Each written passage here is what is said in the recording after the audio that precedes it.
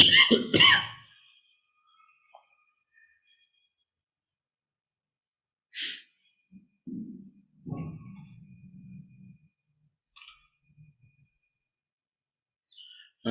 भगवत गीता के इस स्वाध्याय सत्र में जो अभी जुड़े हैं राम प्रेमी, उन सभी का हार्दिक स्वागत है। हम चर्चा कर रहे हैं श्रीमद् भगवत गीता के 13वें अध्याय के श्लोक नंबर 16 की 16 जो श्लोक है उसकी हम चर्चा कर रहे हैं। उसमें हमने एक शब्द की तरफ थोड़ा सा ध्यान दिया, और वो शब्द कौन सा है? वो शब्द है इव। इव का अर्थ मैं आपको बता रहा था कि इव का अर्थ होता है जो लग रहा है लेकिन है नहीं, ऐसा लग रहा है, जिसको हम बोलते हैं ना कि ऐसा लगता है। तो इसी तरह से यहाँ पर वो कहते हैं विभक्तम मेवच स्थितम, वो विभक्त की तरह लगता, वास्तव में वो विभक्त है नहीं, है वो अविभक्त ही। लेकिन प्राणियों के माध्यम से, है ना, क्योंकि प्राणियों में भेद है, प्राणियों में विभाजन है, विभक्त है वो, इसलिए क्या है, वो कहते हैं कि वो ऐसा लगता है। अब आगे कहते हैं तज्ज्ञेयम, वह क्या है? जानने योग्य है। कौन जानने योग्य है? पहले भी बताया था कि एक ही तत्व ऐसा है जो जानने योग्य है। वो कौन सा है? जिसको हम परमात्मा बोलते हैं।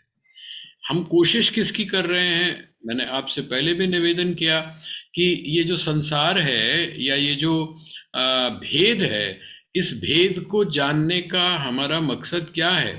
हमारा मकसद भेद को जानना नहीं है, क्योंकि ये जो भेद है इसको अगर हम जानने की कोशिश करेंगे या इस भेद को जानने का हम प्रयास करेंगे तो क्या होगा? कहते हैं हम जान नहीं पाएंगे। ये जो भेद है ये इतना सूक्ष्म है कि इसको हम जान नहीं पाएंगे। लेकिन मात्र इसका एक ही उद्देश्य है, और वो उद्देश्य क्या है कि इस भेद के को जानने के माध्यम से हम वह जो अभेद तत्व है उस अभेद तत्व को जान जाएं।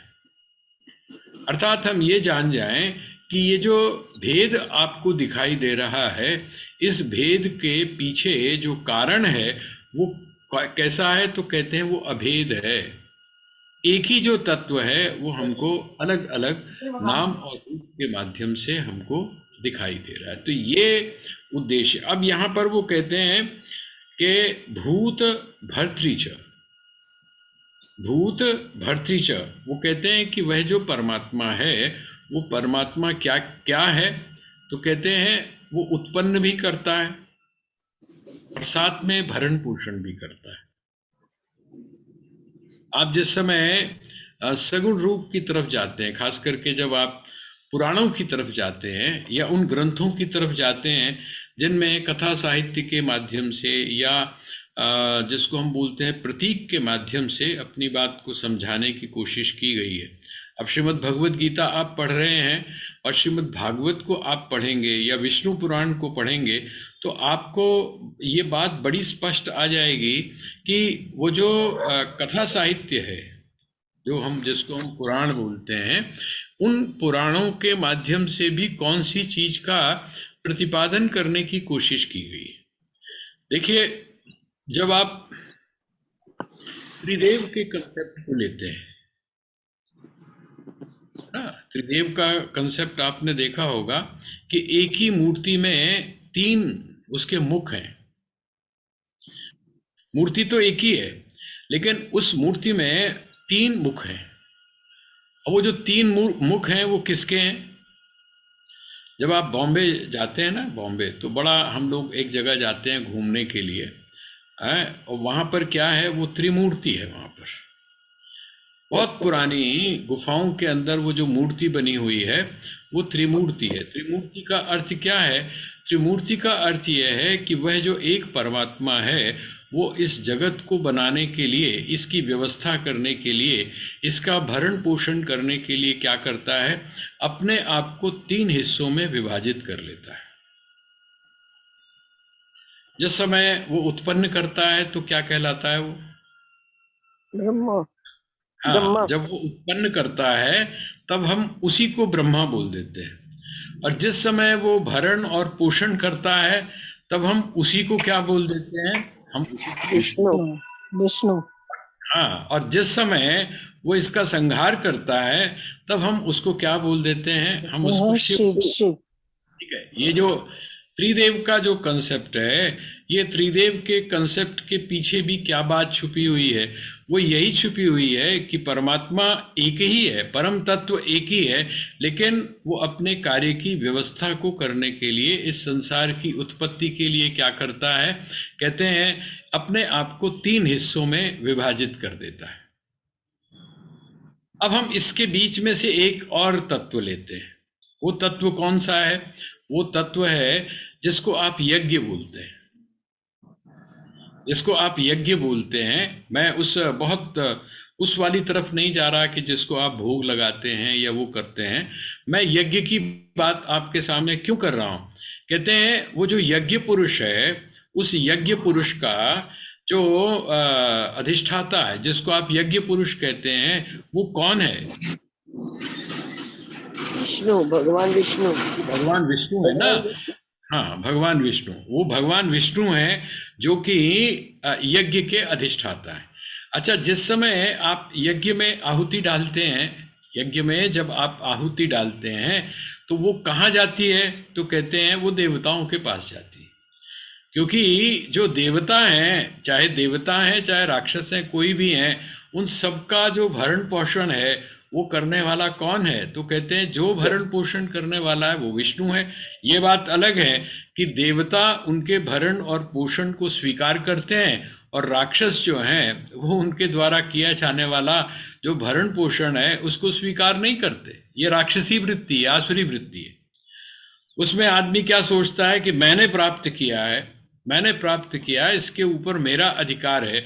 लेकिन जो देवत्व वृत्ति है, देवत्व वृत्ति कहती है कि नहीं, जिसने हमको दिया है उसी का इसके ऊपर अधिकार है ना। तो इसका अर्थ क्या हुआ? इसका अर्थ ये हुआ कि वह जो भोक्ता है, यज्ञ के माध्यम से जो भोक्ता है, यज्ञ के माध्यम से जो उस चीज को स्वीकार करता है, वो भी कौन हो गया? भगवान विष्णु हो गए।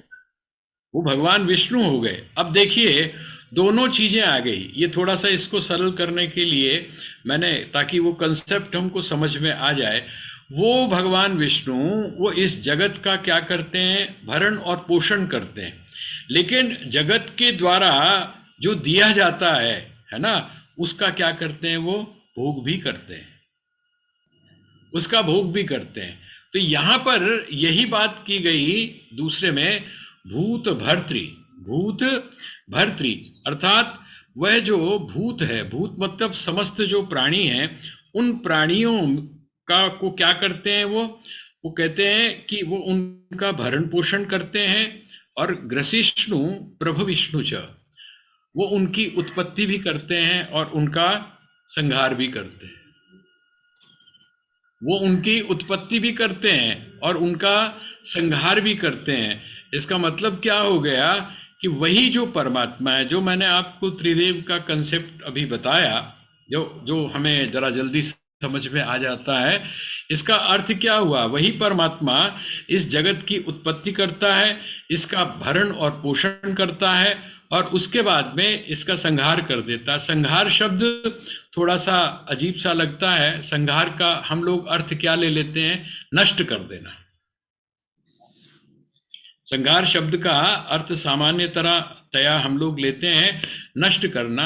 लेकिन आप सभी जानते हैं, और श्रीमद् भगवद गीता को पढ़ने के माध्यम से, या अगर आप विज्ञान की भी सोच रखें, दूसरे अध्याय में भी आपने इस चीज को पढ़ा है कि न तो शरीर के जो पंच महाभूत हैं वो नष्ट होते हैं और न ही आत्मा नष्ट होता है। बस अंतर क्या होता है? उसमें थोड़ा सा परिवर्तन हो जाता है ना, उसमें रूपांतरण हो जाता है, उसमें रूपांतरण हो जाता है और स्थानांतरण हो जाता है। रूपांतरण का मतलब रूप बदल लेता है और स्थानांतरण का अर्थ होता है एक जगह से दूसरी जगह वो चला जाता है। बस इतना ही अंतर होता है। किसी भी चीज का संहार नहीं होता, अर्थात कोई भी जो चीज है वो विनष्ट नहीं होती, नष्ट नहीं होती। तो जब नष्ट नहीं होती या विनष्ट नहीं होती तो उसके लिए क्या शब्द का प्रयोग किया जाए? तो हम ये भी कह सकते हैं कि लय हो जाता है। परमात्मा क्या करते हैं? वो परमात्मा इस जगत की उत्पत्ति करते हैं। अब यहाँ पर फिर देखिए, उत्पत्ति शब्द जो है वो भी क्या है ना? उत्पत्ति जो है, उत्पत्ति भी बात नहीं बनती है। उत्पत्ति तो तब हो जब कोई चीज नष्ट होती हो। उत्पत्ति का अर्थ क्या है? वो जो आपको नहीं दिखाई दे रहा था, है ना, वो आपको दिखाई देना हो गया शुरू। इसीलिए भगवान श्री कृष्ण ने उसके लिए एक शब्द प्रयोग किया, अव्यक्त। अव्यक्त का व्यक्त हो जाना, है ना? वह जो अव्यक्त है वो जब व्यक्त हो जाता है तो क्या होता है? कहते हैं उसको हमने जन्म बोल लिया, उसको हमने उत्पत्ति बोल लिया। और जिस समय वो स्थिति, उसके लिए स्थिति शब्द का, जिसको हम भरण और पोषण बोलते हैं, इसको यहां पर उन्होंने कहा स्थिति, स्थित है। और जब वो स्थित है उसके बाद में उसका लय हो गया। अब आप इस चक्र को जब पूरी तरह से देखेंगे, ये जो चक्र है ना, इस चक्र को जब आप एनालाइज करते हैं तो आपको समझ में आ जाता है कि यहाँ पर ना कोई चीज उत्पन्न होती है, ना किसी भी चीज की स्थिति होती है ना, और ना ही किसी चीज का संहार होता है। हमको ऐसा लगता है जैसे कुछ परिवर्तन हो रहा, किसके कारण? हमारी जो अपनी थोड़ी सी बुद्धि है ना, हम अपनी बुद्धि के अनुसार सोचते हैं। और अभी तो मैं एक जगह पढ़ रहा था, मुझे बड़ा आश्चर्य हुआ। वो आश्चर्य क्या हुआ, वो रियल घटना है, शायद मैंने पता नहीं आपको बताई है कि नहीं बताई। कहते हैं एक फौजी जो था, वो फौजी, उसके पैर में चोट लगी। और जब उसके पैर में चोट लगी तो जो डॉक्टर्स थे उनको और कोई बात समझ में नहीं आई। बहुत वेदना थी, बहुत दर्द थी उसको। तो उनका उसका वो वाला जो पैर था वो काट दिया गया। और जब उस पैर को काट दिया गया और उसको जब होश आया, तो होश जब आया तो वो क्या कहता है? कहता है कि मुझे अमुक, मेरा ये वाला जो पैर है, इस पैर में मुझको बहुत भयंकर दर्द हो रही है। ये जो पैर है, इस पैर में मुझको बहुत तेज दर्द हो रही है। ये एक रियल इंसिडेंट है, वास्तविक है ये। लेकिन इसके माध्यम से जो निष्कर्ष निकल कर आया वो बड़ा विलक्षण है। आप सोचकर देखिए कि पैर तो है नहीं, पैर तो कट चुका है, लेकिन कट चुकने के बावजूद वो जो फौजी है, उस फौजी को पता है कि मेरा पैर जो है वो नहीं है, लेकिन उसके बावजूद भी उसको ये महसूस हो रहा है कि मेरा पैर है और उस पैर में दर्द भी हो रही है। तो जो वैज्ञानिक थे उनको ये बात समझ में नहीं आई कि ये चीज कैसे हो रही है। बाद में उन्होंने ये जो जाना, वो ये जाना कि असल में क्या होता है कि हम किसी भी चीज को जब देखते हैं, जैसे आपकी जो जुबान है, आप थोड़ा सा एक्सपेरिमेंट करके देखिएगा, वैसे ना करें तो ज़्यादा बेहतर है। कहते हैं कि आपकी जो जिह्वा है, जीभ है, उसके ऊपर अलग अलग स्वाद के लिए अलग अलग स्थान है। कड़वी चीज अगर आपने खानी है जो बड़ी तेज हो, तो आप अगर उसको, जिसको निगलना बोलते हैं, अगर उसको निगल लें तो आपको पता नहीं चलता है। आपकी जो जीभ है, उस जीभ के ऊपर अलग अलग स्थान है।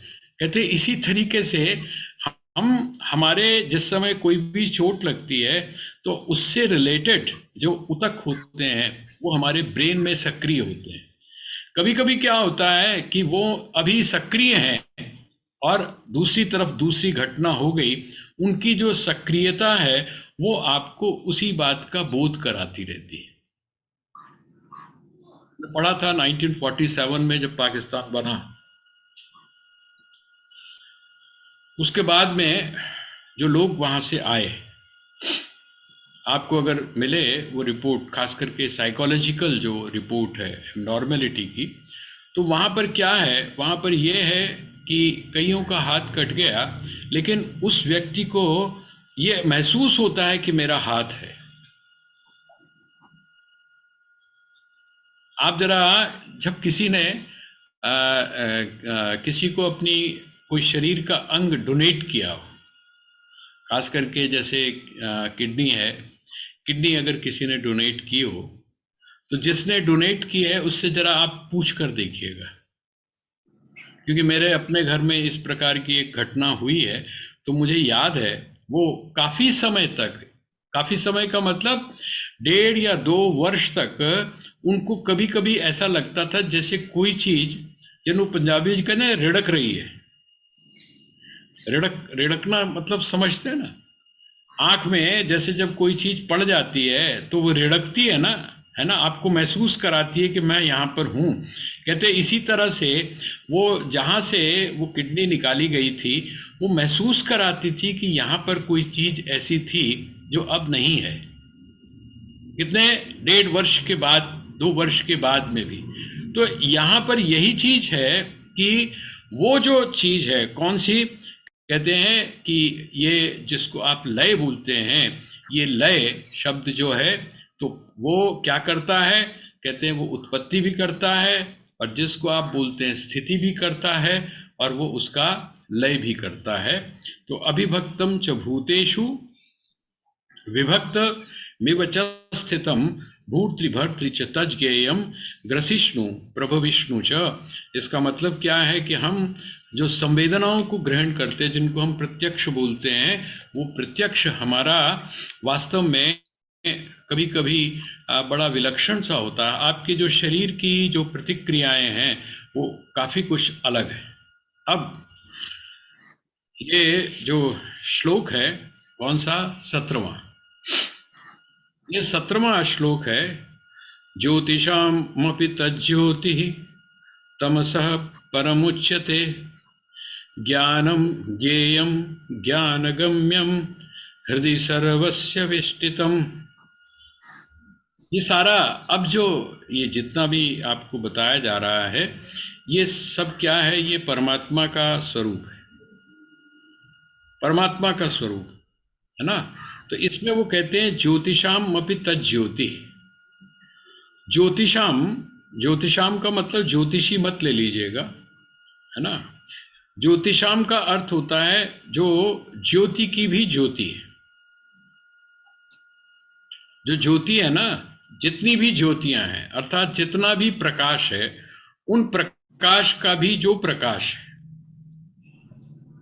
आप एक शब्द का प्रयोग करते हैं, खास करके माँ के संदर्भ में आप करते हैं। जिस समय दुर्गा की आप स्तुति करते हैं तो आप क्या एक शब्द का प्रयोग करते हैं, जब जयकारा आप लगाते हैं तो एक आप जयकारा लगाते हैं, जगदियां ज्योति वाली माता तेरी सदा ही है, ऐसा कहते हैं ना। तो ये जगदियां ज्योता का अर्थ क्या है, बाकी जो ज्योतियां हैं, संसार की जो ज्योतियां हैं वो जलती हैं और बुझ जाती हैं। हम लोग प्रतीक के रूप में क्या करते हैं, अखंड ज्योत जलाते हैं।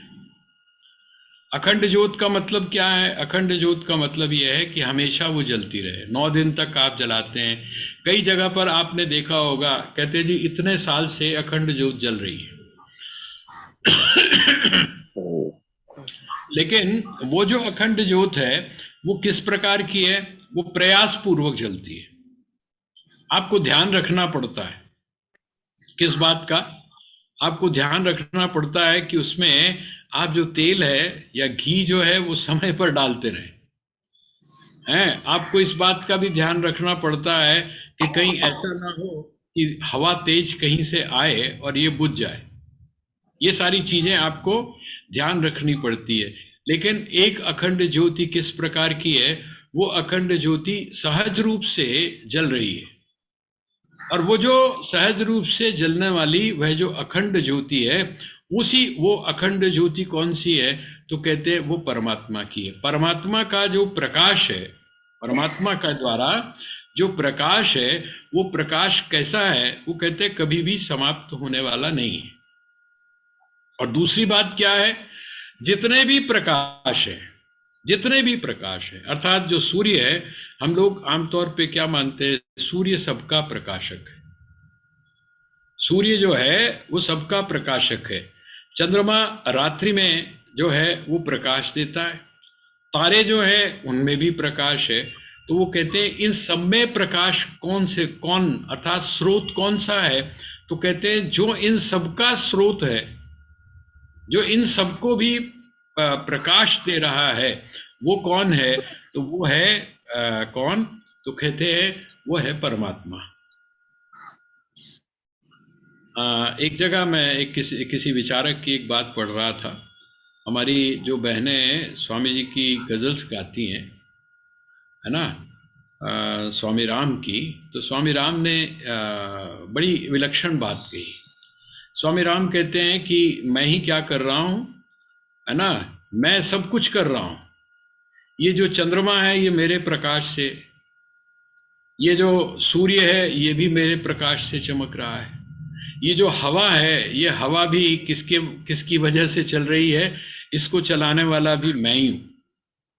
तो उन्होंने पूछा कि ये बड़ा अजीब सा लगता है, एक जो जिसको हम क्या बोल रहे हैं, जिसको हम बोल रहे हैं व्यक्ति, एक व्यक्ति जो है, एक शरीरी व्यक्ति जो है, जिसके पास में शरीर है, ऐसा व्यक्ति अगर इस प्रकार की बात कर रहा है तो बड़ी विलक्षण सी बात लगती है ना।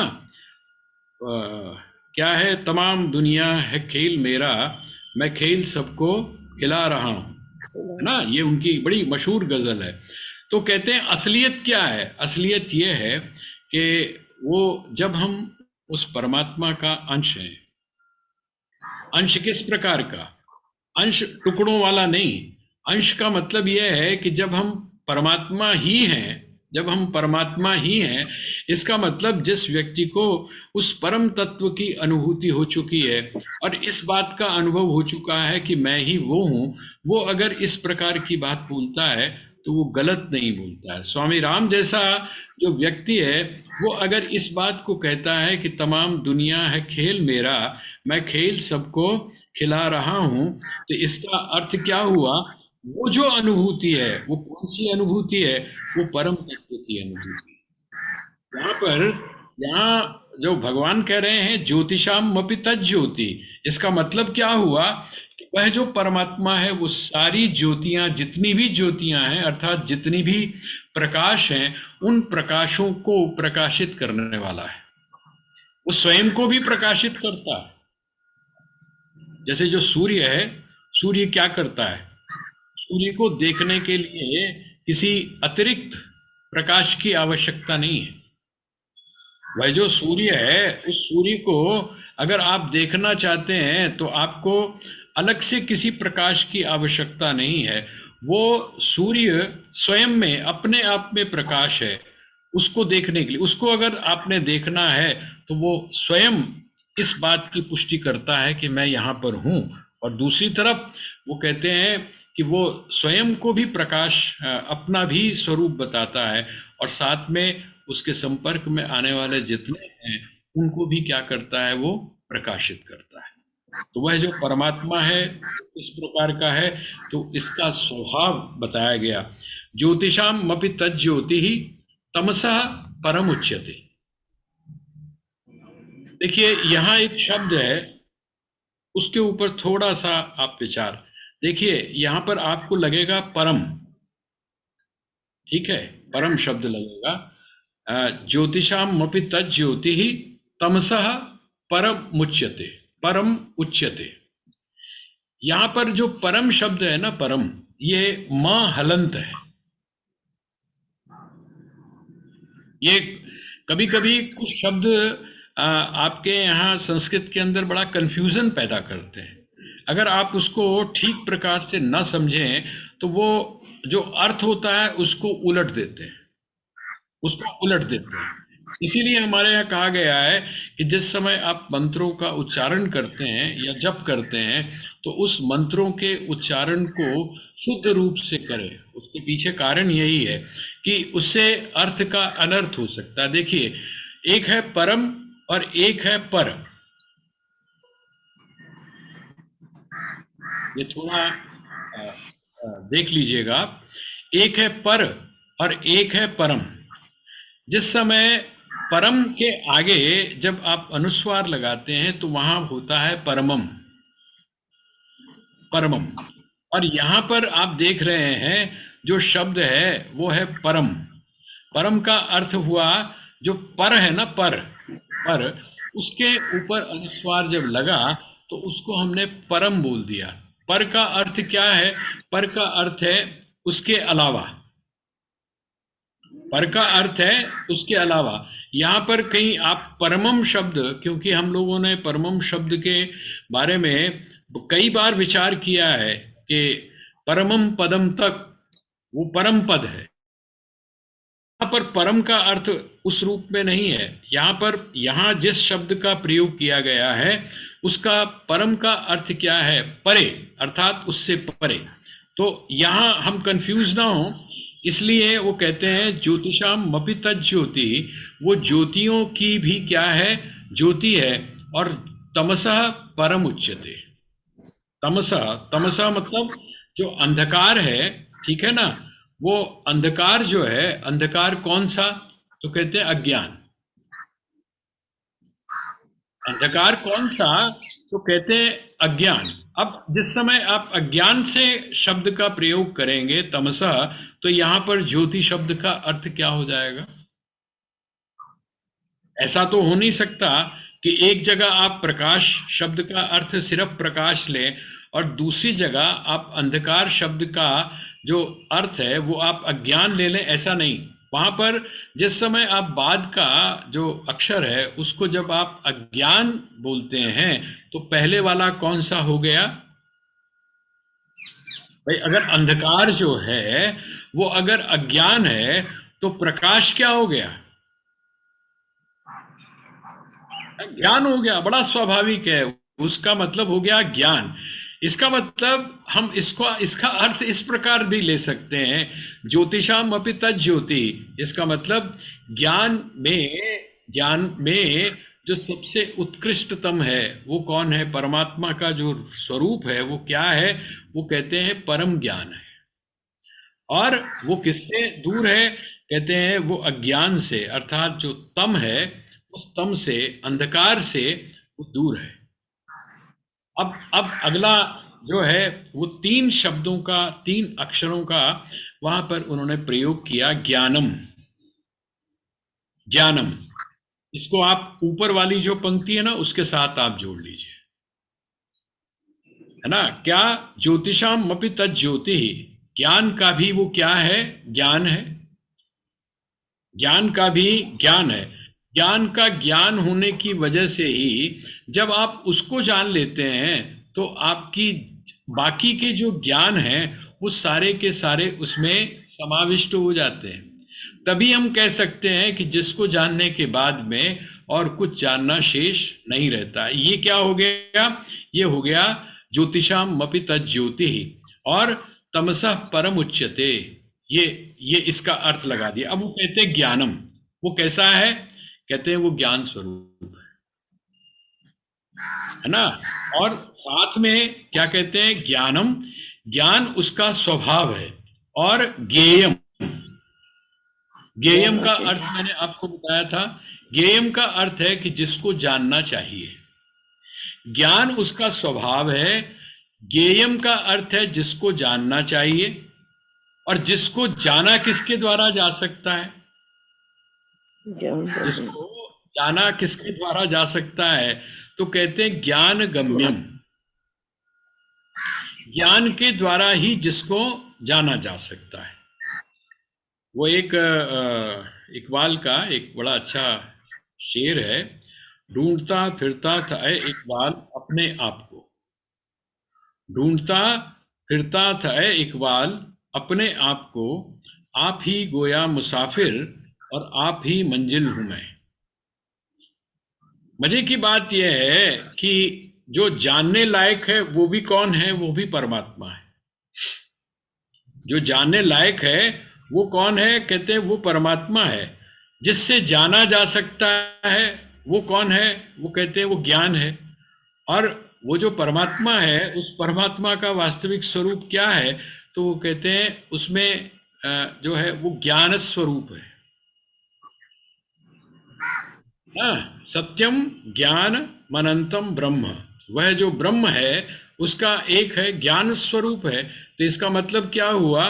ज्ञान जो है वही लक्ष्य है और ज्ञान के द्वारा ही उस ज्ञान को जाना जा सकता है, ठीक है, और वही जानने योग्य भी है। इस सारा का सारा जो तत्व है, ये 3 शब्दों के माध्यम से भगवान ने यहाँ पर बता दिया। जानने योग्य कौन है? तो कहते हैं जानने योग्य वह परमात्मा है। उसका स्वरूप कैसा है? कहता ज्ञान स्वरूप है। और उसको जाना किसके द्वारा जा सकता है? कहते ज्ञान के द्वारा जा सकता है। ज्ञान ही एकमात्र ऐसा साधन है जिसके द्वारा उसको जाना जा सकता है। और अब अगला उन्होंने कहा, हृदय सर्वस्य विष्टितम। हृदय सर्वस्य विष्टितम। बिस्तरा होता है ना, बिस्तरा। एक हमारे यहाँ संस्कृत में बड़ी हर तरह की शैली है वहां पर मजाक भी है ना। वहां पर मजाक किस तरह का है? वहां जो लिखने वाले थे उन्होंने भगवान जो विष्णु है ना, उन भगवान विष्णु के लिए भी उन्होंने बड़ी गजब गजब की बातें लिखी हैं। वो कहते हैं आपस में बातचीत करते हुए, वो कहते हैं आपको पता है कि भगवान विष्णु क्षीर सागर में क्यों रहते हैं? भगवान विष्णु जो है क्षीर सागर में क्यों रहते हैं? एक, और वो क्षीर सागर में रहते तो चलो तब भी कुछ बात समझ में आती थी, लेकिन क्षीर सागर में भी उन्होंने जहां पर अपना बिस्तरा जमाया हुआ है, वो बिस्तरा भी कैसा है? शेष है ना? अभी क्या है? शेष है। शेष का मतलब नाग है ना। इसका मतलब क्या हुआ? तो कहते हैं कि असलियत क्या है, जहां भगवान जी रहते हैं ना, द्वारिका में ज्यादा नहीं रहते। द्वारिका में ज्यादा नहीं रहते। फिर कहते हैं कहाँ? कहते हैं वो जो जहां पर उनका पालन भी हुआ है वहां पर भी ज्यादा नहीं रहते, है ना। क्यों? क्योंकि कहते हैं वहां पर पशुओं का चलन है, और पशुओं में भी कई तरह की क्या हो जाती हैं, रोग हो जाते हैं, चिच्चड़ पै जाते ने होना, है ना। इसलिए भगवान जो है, वो जो विष्णु है, वो वहां नहीं रहते। वो जब तक कृष्ण थे, बच्चे थे, तब तक तो वहां रहे, लेकिन उसके बाद जब वो बड़े हो गए तब वो वहां पर नहीं रहे। क्यों? बच्चा जो होता है उसको गंदगी वंदगी से क्या लेना देना, वो तो मिट्टी में भी लौटता है। लेकिन जब थोड़े बड़े हो गए तो उनको लगा कि नहीं, ये जो चीज है इससे थोड़ा सा दूर जाना चाहिए। उन्होंने ढूंढना शुरू किया कहाँ चले। कहते हैं ऐसा करते हैं, क्षीर सागर चलते। क्षीर का मतलब क्या हुआ? हमारे दूध सतगुरु बैठे हुए हैं। दूध ਜਿਹੜਾ क्षा है ना ਉਹਨੂੰ खा कर दियो ना। ਜਿਹੜਾ क्षा है, क्षा है ना, थोड़ा सा इंप्रूव कर लो ना। जहां पर खाने के दूध हो लिए गया। दूध नहीं, बल्कि वो क्षा जो है ना, क्षीर है ना, क्षीर। तो क्षीर की जगह वो जो क्षा है उसको खा कर लो आप। कई जगह पर हमारे यहाँ क्षा को खा कर देते हैं। पेट चिरा जो शा होता है उसको खा कर लेते हैं, तो हम यहाँ पर भी कर लेते हैं। क्षीर का अर्थ क्या हो गया? कहते हैं, है ना। तो कहां पर जाकर भगवान विष्णु रह रहे हैं?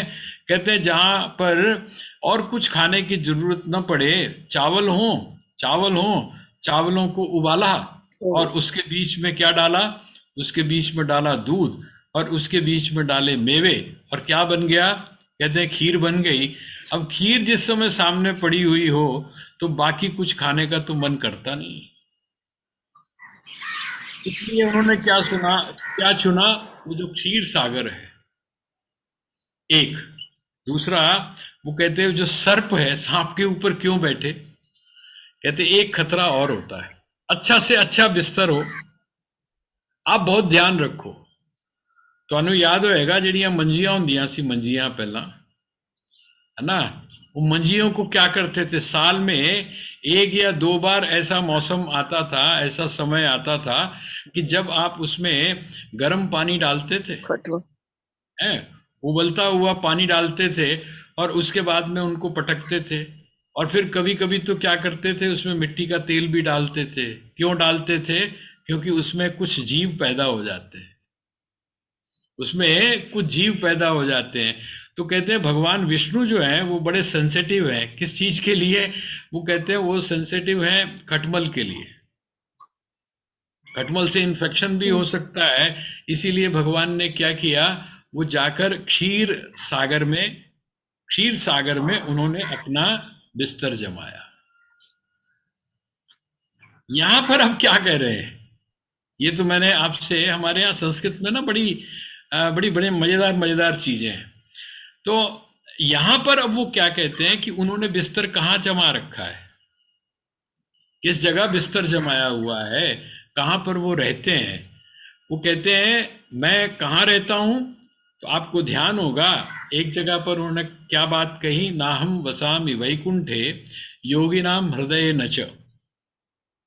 नाहम वसामि वैकुंठे योगिनाम हृदय नच, मद्भक्ता यत्र गायन्ति तत्र तिष्ठामि नारद। हे नारद, मेरे भक्त जहां पर रहते हैं वहां पर मैं रहता हूं। इसका मतलब जो आपके भक्त नहीं है, आपके जो भक्त नहीं है उनके कहां रहते हो, उनके यहां नहीं रहते क्या? तो कहते हैं कि नहीं, हाँ ऐसा नहीं है। मेरे भक्त जो हैं वो जानते हैं कि मैं उनके हृदय में रहता हूं। ये जो हृदय शब्द है, जैसे यहां पर श्रीमद् भगवद गीता में आता है कि ईश्वर सर्वभूता नाम हृदय अर्जुन तिष्ठति, है ना, हृदय देश में रहता है। यहां पर भी, यहां पर वो कहते हैं कि नहीं, ऐसी बात नहीं है। देखिए यहां जिस शब्द का प्रयोग किया है वो शब्द कौन सा है? हृदय सर्वस्य विष्टितम। सर्वस्य, सर्वस्य का मतलब सभी के, सब जगह, प्राणी मात्र जितना भी है उस प्राणी मात्र के हृदय में मैं रहता हूं। और हृदय क्या है? उसका जो जीवन है ना, उसका जीवन, उसका जो स्रोत है, उसकी जो जीवनी शक्ति है वो क्या है? वो है हृदय। उसके जितने भी संस्कार हैं, है ना, जिसको आप जीवात्मा, हृदय का मतलब है जीवात्मा, हार्ट से कोई लेना देना नहीं है इसका। जिसको हम फिजिकल बोलते हैं वो फिजिकल हार्ट से इसका कोई लेना देना नहीं है।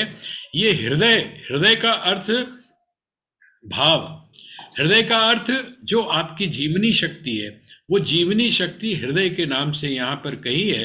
तो वो कहते हैं हृदय सर्वस्य विष्टितम, मैं सबके हृदय में रहता हूं। और जब सबके हृदय में रहता हूं, जब सबके हृदय में रहता हूं तो इसका मतलब क्या हुआ? जिस जहां पर आप मंदिर बनाते हैं, ठीक है, वो मंदिर कैसा होता है? अगर उसमें मूर्ति ना हो भगवान की तो मंदिर कहलाता है? भाई अगर आपने बड़ा सुंदर संगमरमर का बड़ा अच्छा सुंदर सा एक आपने कमरा बनाया या कोई स्थान बनाया और उसमें भगवान की मूर्ति अगर नहीं है तो आप उसको मंदिर नहीं बोलते। मंदिर आप कब बोलते हैं? भले ही सुंदर ना हो, भले ही सुंदर ना हो, भले ही वो बड़ा जिसको बोलते हैं उसमें श्रृंगार ना हुआ हो, कुछ भी ना हुआ हो, लेकिन यदि आप उसमें भगवान की मूर्ति को स्थापित कर देते हैं तो आप, वो क्या कहलाता है? वो कहलाता है मंदिर। अब आप सोच कर देखिए, थोड़ा सा इसको दूसरी टर्म में सोच के देखिए। जब वो कहते हैं हृदय सर्वस्य विष्टितम, मैं सबके हृदय में रहता हूं, तो जब सबके हृदय में रहते हैं तो हमको मंदिर की तरह पूजा किसकी करनी चाहिए? जैसे आप मंदिर के सामने जाकर विनम्र हो जाते हैं, जिस तरह मंदिर के सामने आप जाकर अपना माथा टेक देते हैं, जिस तरह मंदिर के सामने जाकर